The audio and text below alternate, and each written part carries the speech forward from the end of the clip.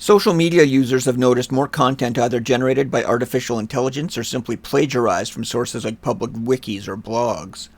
YouTube also has content creators throwing together hastily researched articles, now with AI-generated artwork. Came at a grim price. Soldiers were chained to their machine guns or walls. Some of the images are entertaining, but it's empty calories as far as history goes. This YouTube short has accumulated 1.4 million views in 4 weeks and seems to have outperformed by far 2 other similar videos on the same channel. It is a 1-minute short with not a single actual image or source referenced, spreading a vaguely familiar bit of mythology. The comment section makes clear that no one really believes a word of it. Perhaps then no harm, no foul, but there may be a shred of truth worth discussing. This history of the 10th Battalion Canadian Expeditionary Force in the First World War was published in 1917, over a year before the war actually ended. Security limited what could be told, and the section on Vimy Ridge is brief, but contains this tantalizing note of dead German machine gunners found chained to their guns. It appears that newspapers as early as 1915 were in fact reporting on German soldiers being chained to their guns, and more stories arose during the Somme fighting a year later.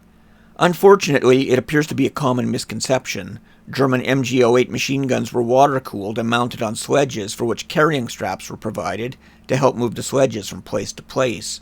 These photos show the method in which gun crews carried the straps. Historian Jack Sheldon, who has done much to demythologize combat on the Western Front in the First World War, notes that soldiers killed while using the straps to move the guns may have been presumed to have been chained to them, since they would have been physically attached at the moment of their death. It is very likely these carrying straps were either mistaken or deliberately mischaracterized as the bestial Huns condemning their own men to death by chaining them to their guns.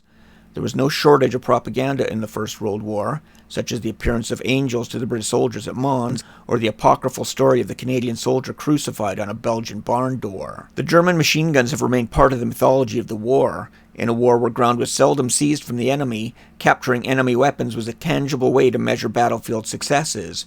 Forces in Vietnam 50 years later resorted to the body count for the same reason. It was considered a valuable metric for measuring battlefield success in a war of attrition. Units were measured by the number of guns they captured, and it was not uncommon to see the names of units painted on them after capture to ensure proper credit was given.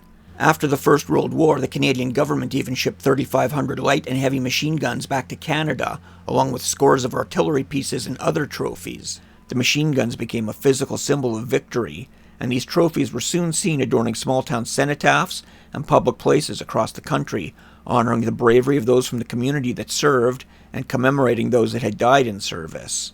Some can still be seen today. Some only consist of the MG sledges, the guns themselves being moved to museums or scrapped, many during the Second World War, to be turned into war material for fighting the Germans once more. And the Germans once again pressed the reliable MG-08 into service, such as in this bunker on Juno Beach. There does not seem to have been any reports of German gunners chained to them on D-Day.